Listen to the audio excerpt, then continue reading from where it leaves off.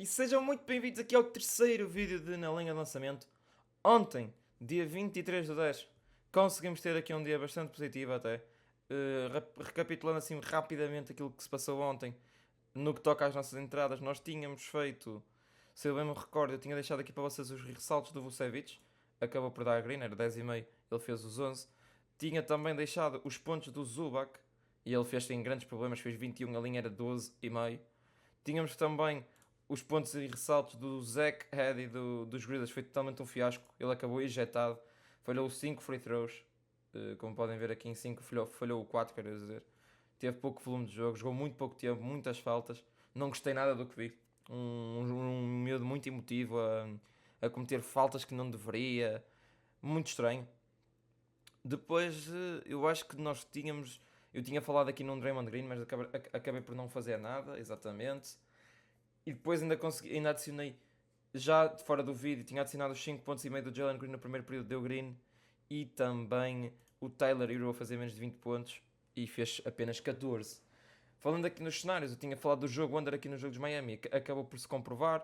Os Bucks ganham aos Sixers sem grandes problemas. E os Grizzlies também ganharam aqui aos Jazz com mais dificuldade. Um jogo que foi muito renhido até ao fim. E foi um dia até bastante positivo. Depois em live também surgiram algumas oportunidades. Não mexi assim tanto no live, mas ainda fui fazendo umas coisinhas. Consegui sair com uma taxa de acerto bastante alta e com algum lucro. Portanto, até correu bem. Passando para aquilo que são os jogos de hoje, temos 4 joguinhos apenas. Temos os Wizards com os Celtics, os Dallas com os Spurs, os Nuggets contra os Thunder e os OKC contra os Kings também. 4 jogos, 3 deles muito bons. Aqui o jogo contra os Celtics. Contra os Wizards, eu nem preciso dizer nada. Isto é um jogo para ficar totalmente fora, malta. Não há muito a fazer aqui. A equipa dos Boston menos 13,5, totalmente justa. A equipa dos Wizards para mim vai ser a pior equipa da season. Portanto, tanto a nível de cenário de jogadores como a nível de cenário de jogo, prefiro ficar de fora. Acho que é um jogo com potencial de blowout gigantesco, portanto prefiro nem me mexer neste jogo. Depois, passando aqui para Spurs e Dallas Mavericks. Isto sim vai ser um jogaço. Aqui as casas a pesarem muito para o lado dos Dallas, a pagarem aqui o menos 8. Parece-me justo a equipa dos Dallas, mesmo com o Luka Doncic ainda meio tocado, depois de várias lesões na última run dos playoffs que levaram a equipa dos Dallas à final da NBA. Consigo perceber todo este favoritismo.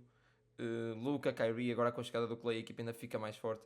Mas, atenção que o Clay pelo menos na pré-season não mostrou nada de especial, portanto não se admirem no caso de ele neste primeiro jogo ou até mesmo na primeira sequência de jogos não estar assim tão forte. Olhando aqui para os Spurs, a chegada de Chris Paul é excelente para a equipa dos Spurs, o Harrison Barnes também pode ajudar, portanto a equipa dos Spurs reforçou-se bem para não ser uma equipa tão fraca. Tem Devin Vassell de fora que é um bom segundo, um bom atirador e se calhar muitas vezes até poder aparecer como aqui o segundo ponto desta equipa. Para o dia 2 vai ser Chris Paul a assistir e o Embanyama a marcar. É a única salvação que os Spurs têm para ser competitivos. Tem o Keontae George o Keldon Johnson a vir do banco, com estimados 27 minutos no jogo. Portanto, não vai ser todo um jogo fácil para os Spurs. Neste jogo não consigo para já dizer algum tipo de aposta porque os Spurs mudam muito a equipa. A única coisa que poderia ser interessante era as assists do Paul George, do Chris Paul, mas acredito que vem para aí no 10,5. Pois, não, vem 7,5, ok. Não é de toda uma linha assim tão má. Mas em live acredito que possa surgir a oportunidade de mais baixo. Olhando para o lado dos Dallas, é uma equipa com uma panoplia gigante de opções, portanto também é para já fico fora deste jogo. Depois passando para os OKC contra os Denver Nuggets, isto para mim para mim e acho que para toda a gente é o jogo do dia. Shai que vai jogar sem Hartenstein que está lesionado durante 6 meses, Nikola Topic também lesionado, Kendrick Williams, acho que é assim, não, Kenrich Williams e Jalen Williams, dois forwards a ficarem de fora, o Kenrich small forward e o Jalen Williams a power forward, o Jalen. A equipa dos OKC que traz Caruso torna a equipa muito, mas muito melhor defensivamente. A equipa já era muito forte defensivamente, mas trazem aqui para mim, a par do Drew Holiday, o segundo melhor guarda defensivo da liga. Portanto, a equipa defensivamente dos OKC tende a crescer e muito. Do outro lado, os Denver Nuggets perdem KCP, que é um excelente atirador, um excelente defensor, e Trazem Westbrook e Dario Saric para dar alguma rotatividade à equipa, são duas boas contratações, mas só que acredito que dentro do starting five a equipa dos Denver tenha perdido muita qualidade, acho que ainda continua muito presa àquilo que é Nikola Jokic. O Aaron Gordon renova contrato, é um bom defensor, consegue dar um bom espaçamento de quadro, é um bom par ali com o Nikola Jokic, mas acredito que não é o jogador que vai carregar a equipa a nível de pontos. Michael Porter Jr., idem aspas, é um bom scorer, mas não é um jogador para fazer média de acima dos 17 pontos por jogo. E o Jamal Murray tem tido médias altas de pontos, mas só que o problema do Jamal Murray é as lesões. Ele passa a vida lesionado e não ajuda muito a equipa dos Nuggets. Portanto, eu prevejo aqui uns Nuggets com algumas dificuldades novamente. Não vai ser fácil esta época para os Nuggets novamente. O Jokic vai precisar de fazer muita coisa. Estou interessadíssimo para ver como é que o Westbrook e o Dario Saric vão se comportar vindos do banco. São dois jogadores que mostraram ao longo das últimas duas épocas, que vindos do banco são opções muito reliables, ou seja, muito confiáveis para as equipas. O Saric vinha dos Golden State e o Westbrook dos Clippers, portanto são dois jogadores que têm rodagem de equipa de playoff e acredito que possam mostrar um bom nível aqui na equipa dos Nuggets. Para este jogo, tenho a primeira e única entrada que eu vou deixar aqui no vídeo, que é Jamal Murray, menos de 21 pontos e meio. Ele contra os OKC na época passada não fez em nenhum jogo esta linha. O matchup com o Caruso também é muito difícil para ele. E a equipa dos OKC, como sendo uma das melhores defesas da liga, acredito que a vantagem dos Denver Nuggets, caso eles queiram ganhar, não vai ser por parte do Jamal Murray, mas sim por causa do Nikola Jokic, que tem um matchup mais favorável frente ao Chet Holmgren. Depois, passando aqui para o jogo dos Timberwolves, voltando a tocar aqui nas linhas de pontos e de handicaps, menos 2 para os Denver, para mim parece-me um bocadinho errado. Tudo bem que é em casa, primeiro jogo e tudo mais, e há algumas baixas dos OKC, mas para mim eu daria o menos 1 para os OKC, para os Denver. É por isso que eu tenho uma play que é puxar um handicap mais alto e um under de pontos mais alto também, porque acredito que vai ser um jogo com pace mais baixo, como nos tem mostrado este confronto.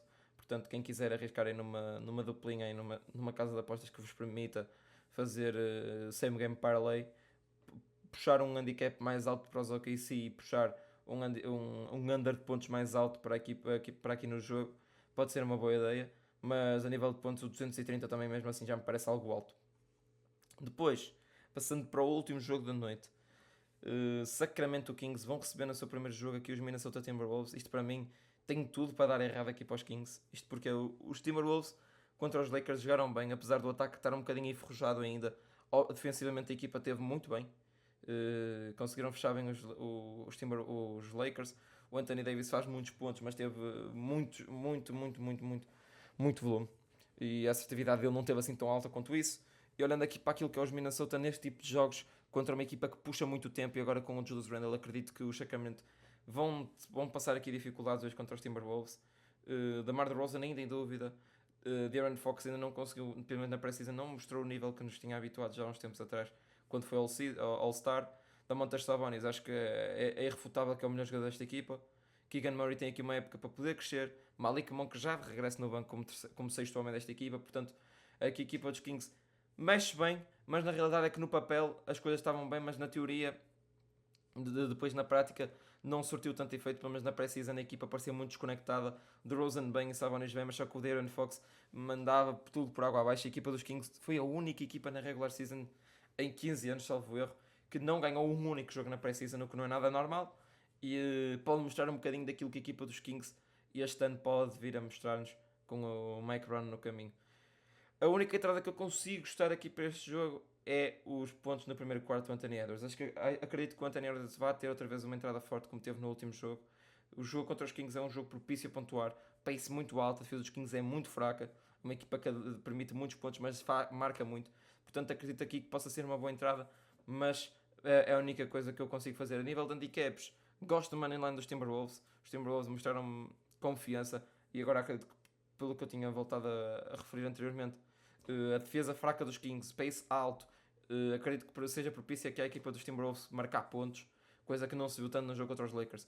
A nível do over pontos, 221, parece uma linha justa, mais coisa, menos coisa, mas acredito que é justo. Acredito aqui numa equipa dos Kings a fazer por volta dos 100, dos 110, enquanto os Timberwolves podem facilmente fazer 115, 120, portanto acho uma linha totalmente justa aqui os 221, como também pode ser um jogo de pace mais de under, com os Timberwolves a defenderem muito bem e só eles praticamente a marcarem, digamos assim. Portanto, nasceu de Timberwolves apenas aqui os pontos do Anthony Edwards para já no primeiro quarto.